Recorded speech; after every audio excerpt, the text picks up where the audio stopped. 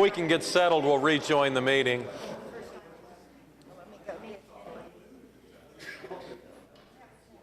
Okay. Ashley McCrae.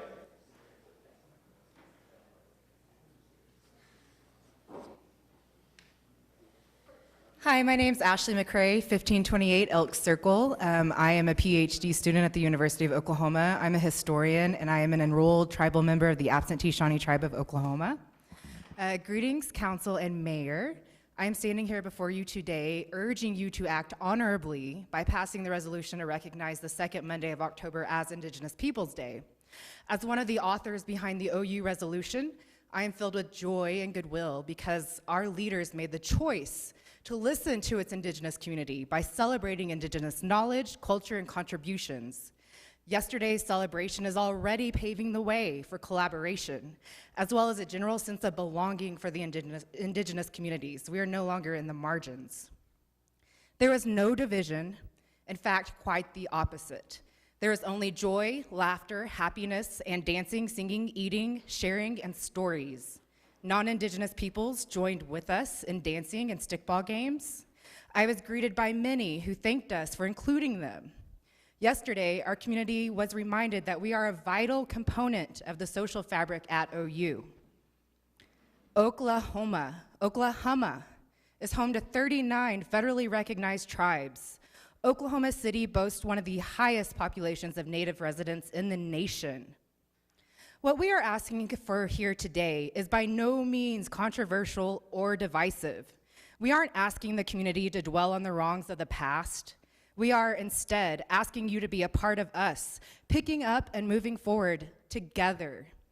Seattle, Portland, Anadarko, Albuquerque, and cities all over the nation are part of this large and collective movement. As my brother Tushka said back there, this is all over social media. Everybody is watching. Today, all eyes are on Oklahoma, watching to see whether the Oklahoma City Council, you, will be able to do the right thing by passing this resolution. I implore you all to be brave and to listen to the actual Native bodies, the community who have now stood in front of you 3 times, telling you what we need. If you fear the potential of folks coming back in and demanding you reinstall Columbus Day on the second Monday of every October, I assure you, I guarantee you, there is no logical or conscionable argument or defense for celebrating a person responsible for the transatlantic slave trade, the genocide of people, the trafficking and sexual exploitation of young children, or a person who never even stepped foot on this continent. Columbus does not do justice to the Italian-American community. Everybody can do better. Please know the nation is watching, and the decision you make here today sends a clear and loud message regarding your desire and intention to include Indigenous peoples in the fabric of Oklahoma City. I pray you keep our words in mind as you vote on this today, but it doesn't matter if you feel like you are ready or not. The time is now. The time is today. Niawe.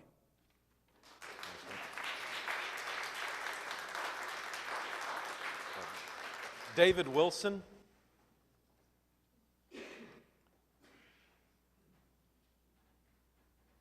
Reverend Dr. David Wilson, 115 Northwest 20th. Sisters and brothers, as I look across this room and in the back, and as I came in, I would dare to guess there's about 30 tribes represented in this room. And although our tribes are so different, the one thing we do have in common is our spirituality as Native American people. I currently serve as the conference superintendent of the Oklahoma Indian Missionary Conference of United Methodist Church. About 87 Indian Methodist churches across Oklahoma, Kansas, Texas, and now Missouri. 4 of those churches are located in the Oklahoma City area. Our existence began long before the tribes. Our tribes were removed to Indian territory. Before our removal, Cherokees, Choctaws, Creeks, Muskogee Creeks were visited by Methodist evangelists who converted many of our people to Christianity and to Methodists. And so at that time, our people began doing what Methodists do. We began to create churches in those home states. It'd be about 2 years later that the government would forcibly remove all of our people to Indian territory. But one of the very first things those men and women did, facing death, starvation, persecution along that journey, when they arrived in Indian territory, was to create Methodist churches. So if you travel in the far southeastern part of the state, in northeast Oklahoma, you will see Methodist churches that have been in existence for over 180 years. We indeed, as I remind my sisters and brothers across the Oklahoma Conference, that we are the mother church of Methodism for the state of Oklahoma. So we're a people proud of our spiritual heritage, our lives as ceremonial and Christian people that contribute greatly not just to this state, but to Oklahoma City. It is the spirituality of our people that has carried our ancestors and us to the darkest moments of our lives.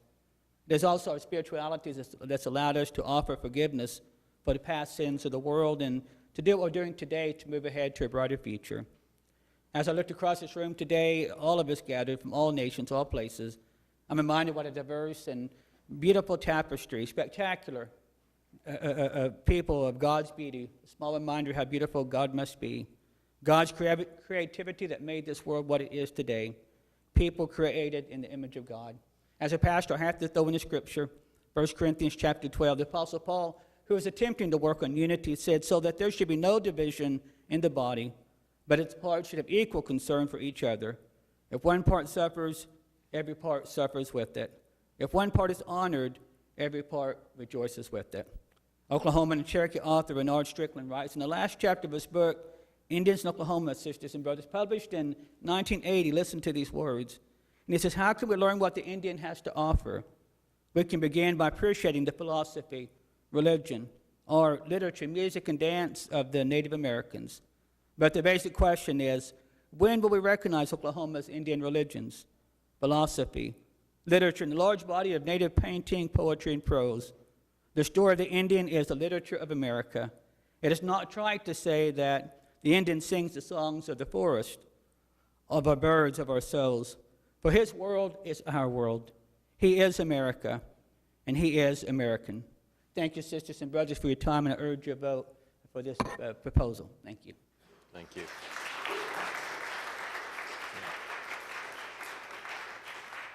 David Bearshield.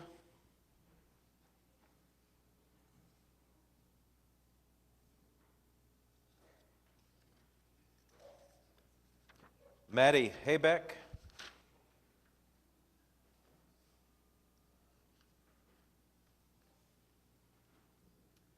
Sio Nigada. I'm Maddie Haybeck.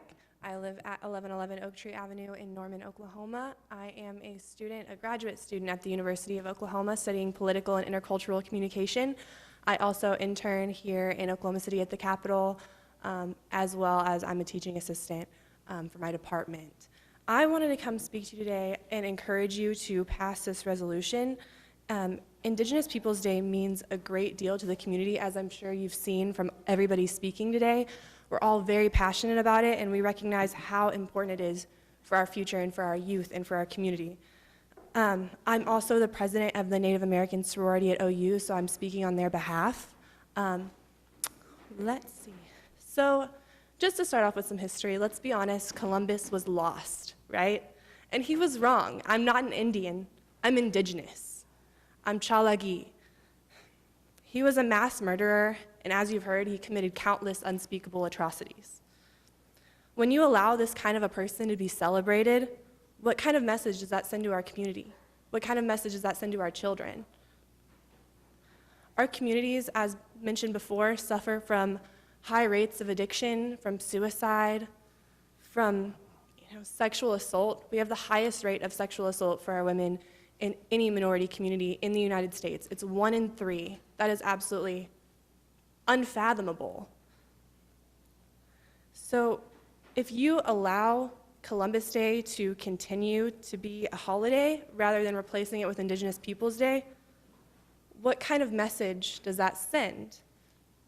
We should be supporting these communities rather than to allow them to be continually torn down. And by rejecting this, symbolically, that's what you're doing. We need to be built up. What do you have to lose from this? You have everything to gain. You're not just showing support and solidarity for the Native community, but you're also showing support and solidarity for any historically oppressed community. You're showing that you are listening and that you care about your constituents' wants and needs. And I think that is so important as a public official to really send that message and mean it to your community. That's who you represent.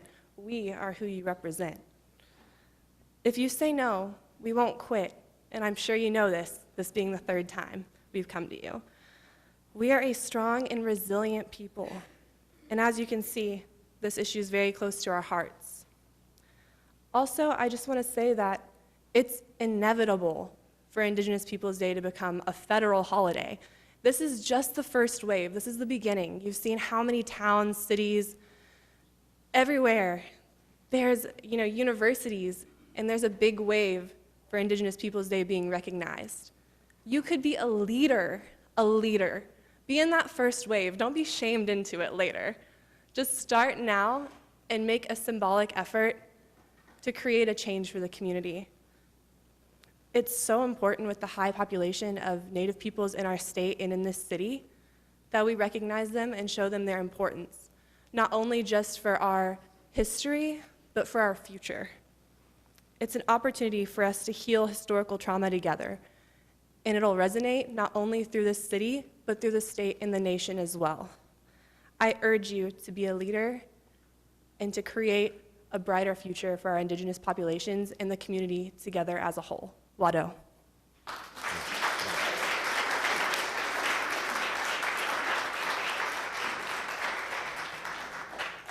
Shirley Eisenberg.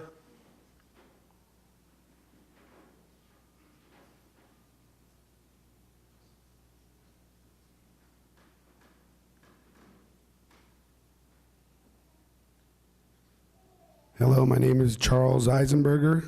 I live at 14512 Sileno Way in Oklahoma City, right there in Tornado Alley.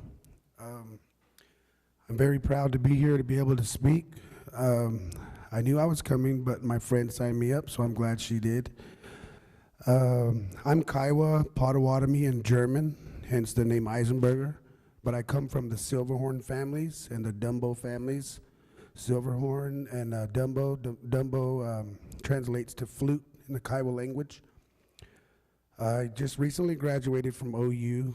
I'm 45 years old. I went back to school after 23 years, and I had some brain cells left enough to graduate from OU. So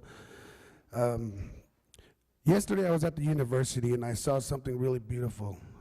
I've been on the road for about 4 months after graduating. I just wanted to travel. So I got back 3 in the morning the day before yesterday, and I didn't know about what was going on at OU. But when I got there, I started to realize the significance of the day. And I've always been a firm believer in acknowledging Indigenous people. I would like to say that, atrocities were committed. A lot of people brought that up today. We can't change that, but what we can do is show the world that is watching all of us today that we do have hearts in Oklahoma. We do care about what we represent to our community, to the tribes, to our people, to our children, to our grandchildren, to our people that aren't even born yet. They'll look at this day, and I'll be able to look back at this day and know that I was here with all of you in this room, and we did something very beautiful today for our human race. I thank you for your time. You guys have a beautiful day. Aho.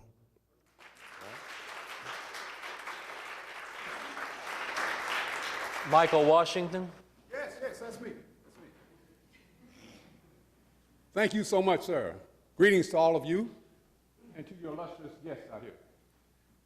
Today, we are speaking about an Indigenous Day, possibly for you great people who deserve to be recognized for the contributions you've made to make humanity what it is today.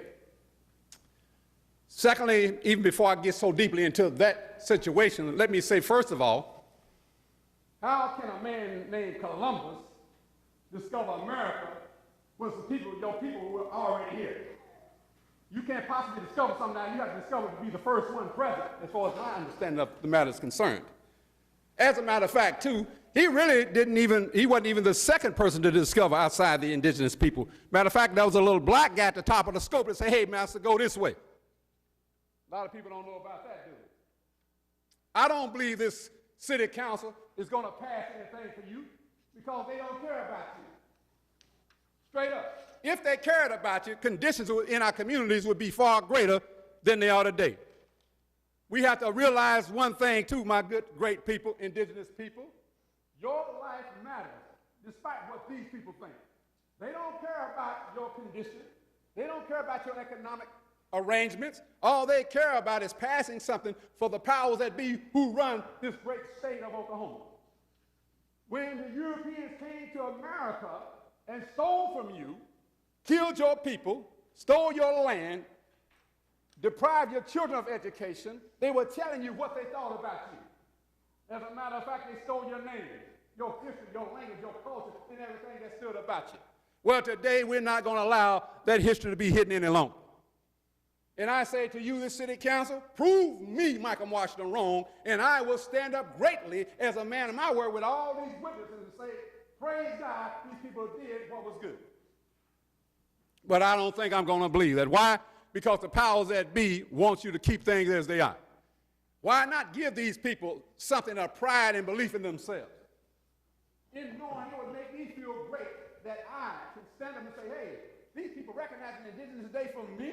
That means that I'm great, I'm important, that I can make a difference in life, in society. As a matter of fact, too, a lot of you probably had ancestors who were raised by indigenous people, who otherwise would have been lost, as they say, in the sauce. All praise is due to God.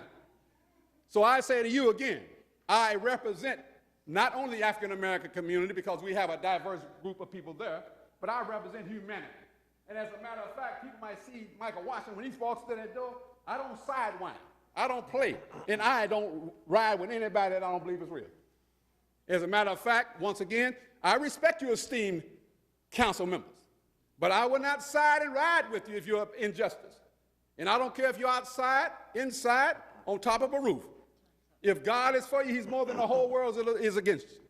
So I'm saying to y'all today, give these great people the right that their children can stand and say, Mom and Daddy, what does indigenous people mean to me? Why are they recognized for me? Huh? Michael, that's your time's up. My time's up. Oh, my God, I was just getting started. Thank you.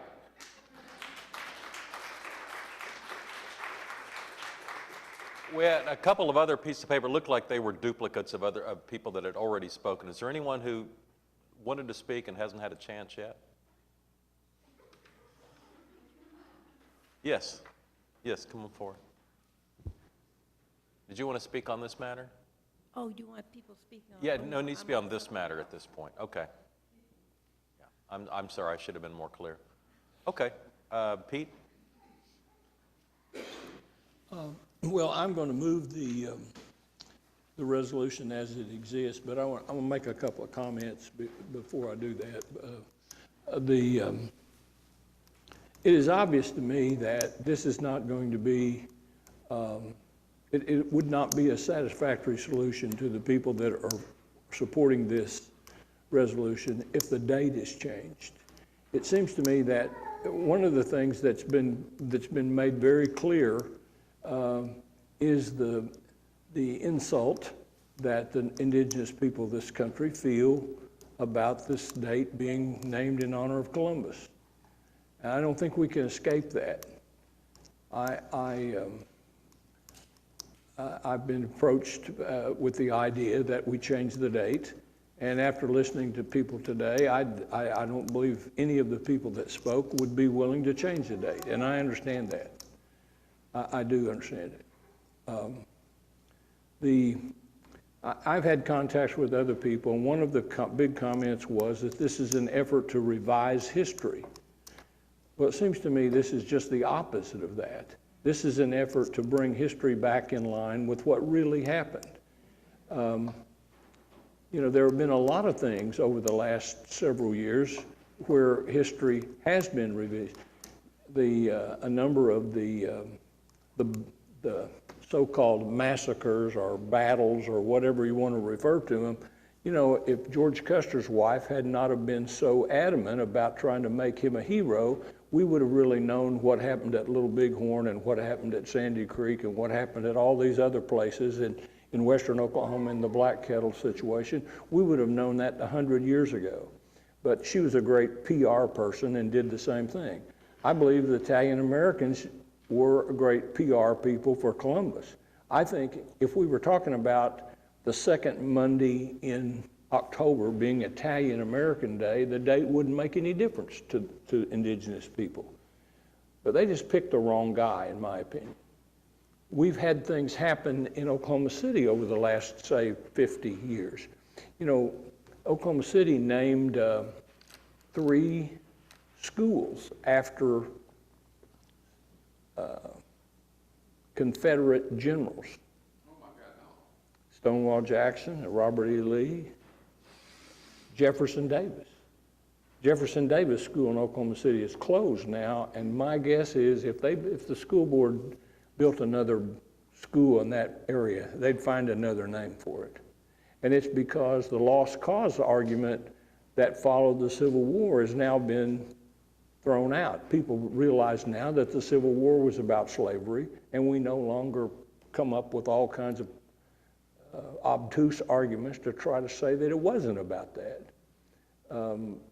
And so I think the date is going to be important. And if I could ask just one spokesperson to come back before and state whether or not, from your standpoint, you would rather see the resolution go down than have the date changed. I'd just like to know how you feel about it. Because I'm going to move it as it is, and we're going to have a vote on it the way it is, I hope. And would you rather see it fail, or would you rather see the date changed? We are committed to the second Monday in October. Thank you. So with that, I understand the rhetoric today has been passionate, but it's passionate, in my opinion, for a good reason.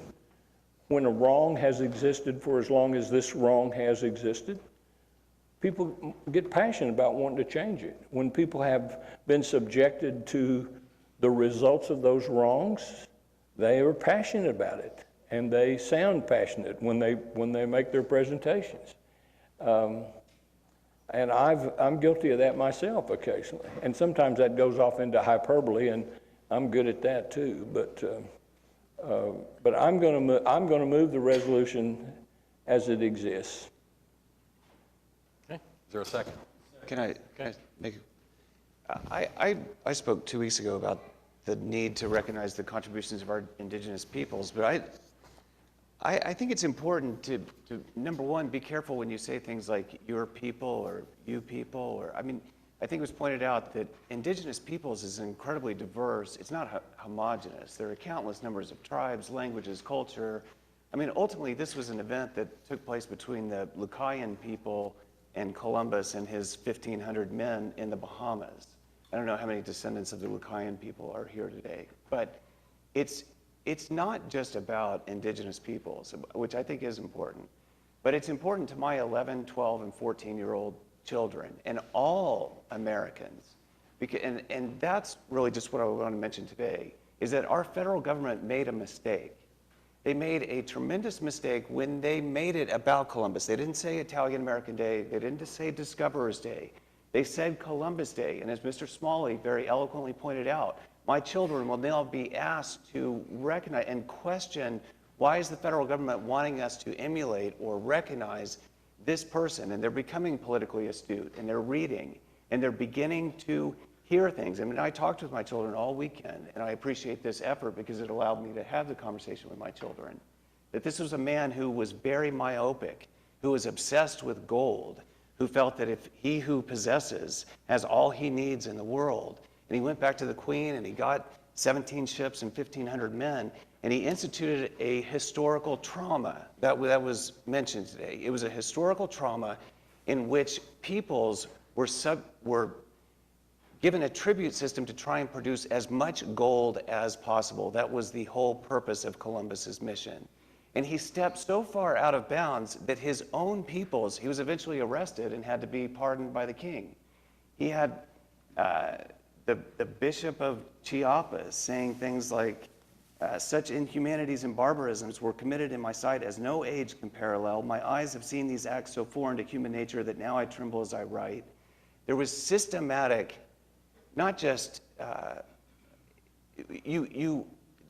unfortunately the Lucayan people had gold around their necks, so he figured it out. So he instituted a tribute system where you had to bring a thimble of gold dust. every 3 months. And if you did, you got a little piece of copper, which was like a get out of jail free card for about 3 months. If you didn't have it, you could have your hands cut off.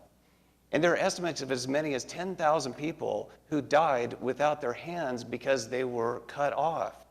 I had to explain to my children the sex slave industry and how they, at 12 and 14 years old, were too old. According to Columbus, in a letter in the year 1500, there are plenty of dealers who go about looking for girls. Those from 9 to 10 are now in demand. It was 9 and 10-year-old girls that were most in demand. It was those kind of girls that Columbus gave to his lieutenants as a reward. Those are the kind of things that occurred. It is a historical trauma. There were Monteria Infernal, where the Lucayan people were chased by war dogs and eaten alive. It was so much further than anything we see in today's news with ISIS. We see a few beheadings, but there were systematic beheadings. There were systematic people eaten alive by war dogs that goes so far beyond anything that we see from ISIS in today's news. And yet my children are asked by the federal government to recognize this gentleman. It is a historical trauma, and Columbus is on trial.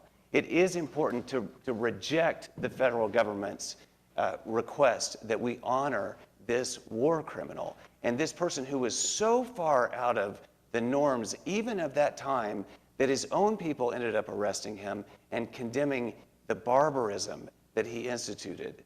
And so for my children and for all the children, I would ask that this council vote to reject Columbus Day and approve the resolution.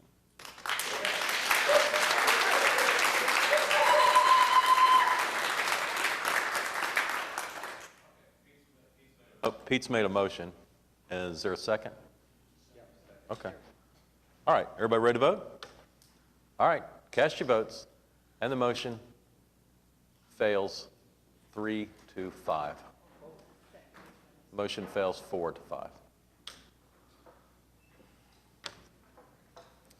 All right, we're still on items from council. Mark, you have anything for us today?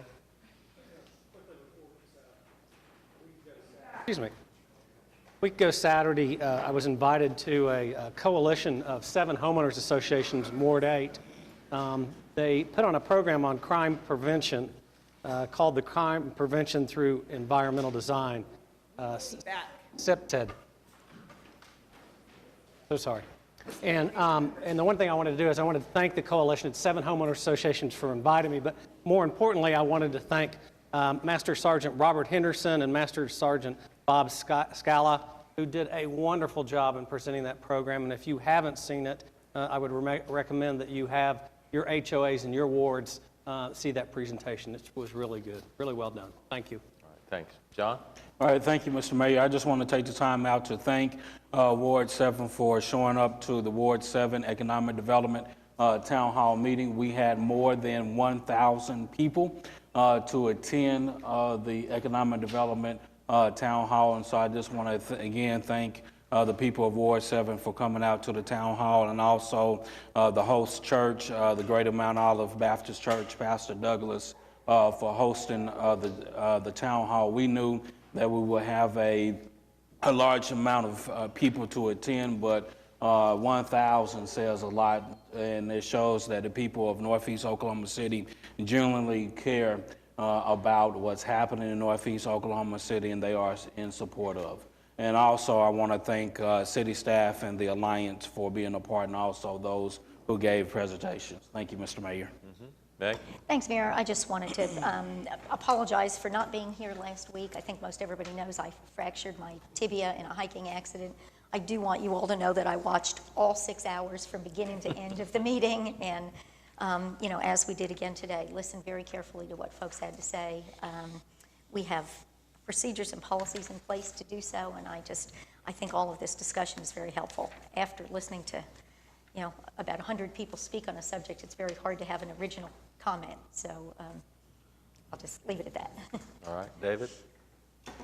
Thank you, Your Honor, and thank you for your efforts yesterday to making people more aware of the importance of watching out for people pedestrians and bicyclists at your press conference yesterday at 59th and South Penn. The past few weeks, I began riding my bicycle back and forth to work, and as a result, have become more aware of what bicyclists have to endure to get around on the streets in Oklahoma City. Just as Councilwoman Salyer and I were talking earlier, she's become more aware of the issues of people with disabilities, and I think we are really close to having a city that could accommodate bicyclists better, but I think there's still work ahead, and my goal is to help establish routes that I think are a little bit safer than others, whether it's a combination of sidewalks or bike lanes. I think we could certainly help make Oklahoma City a safer area for people who'd like to commute on bicycles.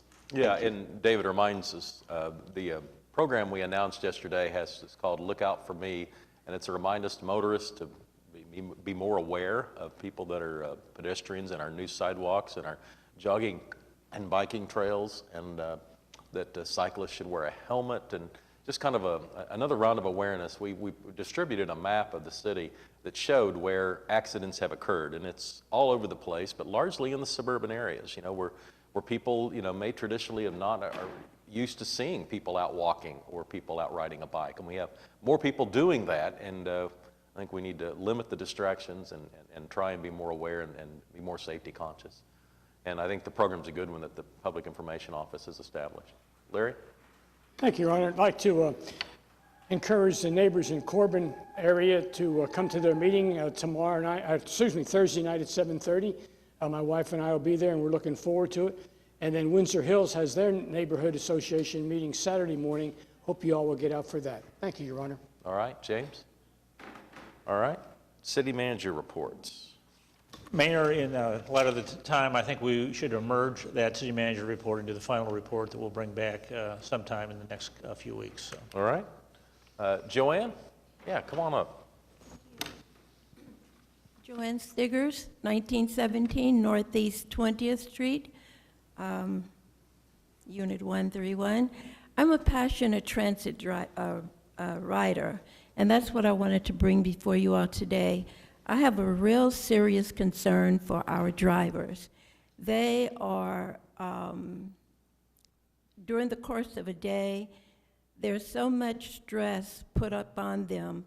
I don't know if stress is a good word to use, but behind the cell phones, the loud conversations that are going on, people have gotten on the bus with alcohol and paper bags. I've witnessed it. I mean, it's just horrendous, the things that are going on. Just a really quick story. Greyhound, we know, has moved. And one of the concerns that we have is people that have to cross over the bridge to get to the bus station. They get off at 4th and Martin Luther King, and it's heartbreaking to see people with babies, lots of luggage, getting off at 4th and Martin Luther King, walking over the bridge. Well, 2 weeks ago, downtown, a little man got on the bus in a wheelchair, and his arm was bent this way, and his hand was twisted, and he was on his way to the bus station. Well, it didn't dawn on me. I didn't think much about it, but there was conversation going on between the driver and another passenger about the concern of people, something should be done about that. Well, when the man got off of the bus, I was on my way home, and my heart just went out. I said, now, how is this little man going to wheel himself over to the Greyhound bus station with one hand, because he was struggling? And I'm not saying it for any honor or anything, but I got off of the bus, and I went over to him, and I says, would you like for me to help you get over to the bus station? And he says, yes. Well, we crossed the street and got on the side where there's a walkway, and it was really something for me, for us. He was pedaling his little legs, and we had to stop 3 times just to get our breath. And I drove him over, well, not drove him, but pushed him over to the bus station. That let me know that I don't know who can do anything about it, you know, whose problem it is, but something should be done about people getting off of the bus and going over to the Greyhound bus station. And as I take my seat, I would like to see an ordinance where anybody that drives in front of a bus have to pay a $500 fine. So many automobile drivers turn in front of buses, and it is incredible. It's getting worse.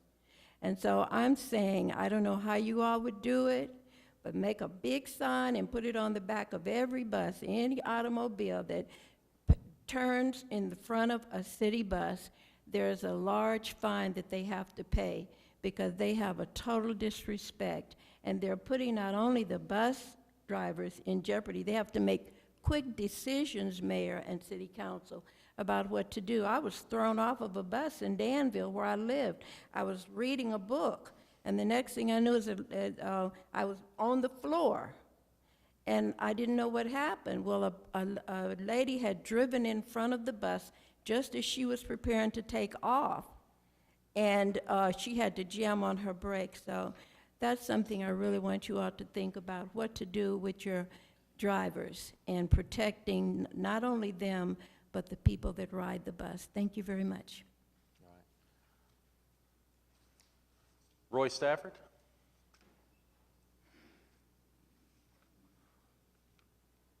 Roy Stafford, Oklahoma City, still homeless. A lot has transpired since I was last spoke. I think it's been over a year. But anyway, Ward 6 may excel you. I requested a meeting with you so that I could bring you up to speed on OKC Compassion.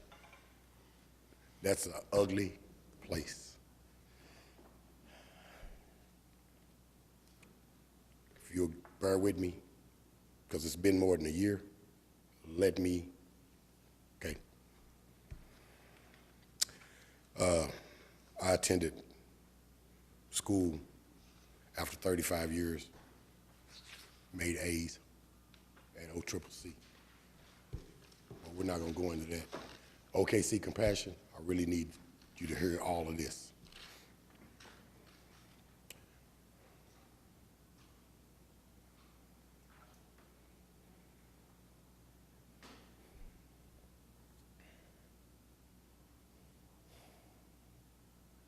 Reverend Richard Bond and the clients of that place. The clients of that place consist of Bruce, functioning alcoholic,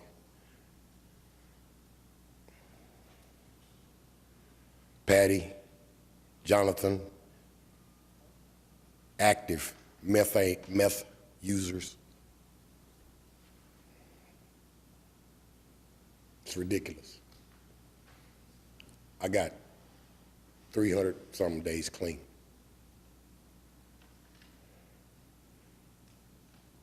Recently married to Rebecca Marquez, who is my 30-year companion. You've known of Patricia 33 years, do the math. Rebecca and I did not have a sexual relationship during the 30 years. Beulah May. Anyway, I was the recipient of an attack by an inebriated Frank, because everybody there goes by first names, Frank person, who used the word N-I-G-G-A, you need to get off the porch. I said, you're gonna go get a bat? That's what you're gonna do? I'll be here standing when you come back.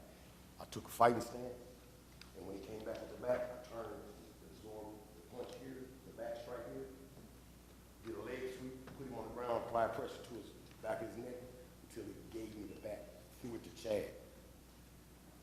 whole instance was not reported by Lana Spotted Horse. Lana Spotted Horse is the chief person. She runs the place, basically, when Pastor Bond isn't available. The police were called on me, and I was the disturbance. I got in a police car and asked for a citizen's assist, which is a whole nother thing. I don't even want to go into that. But anyway, a citizen's assist to transport me to a motel room that Rebecca and I had shared earlier that day to get out of the... Roy, can you wrap it up? You need to look at that place. I'm going to ask Uncle Bill, because I know you're watching, to get in the car with me, because the things that transpired over the last couple of days, like me going to jail twice by Rebecca, not by Rebecca, excuse me, by Miss Lana Spotted Horse and another gentleman by the last name of Bohannon on some BS. Okay. Roy, thanks a lot. We appreciate it. We have executive session. We'll be back.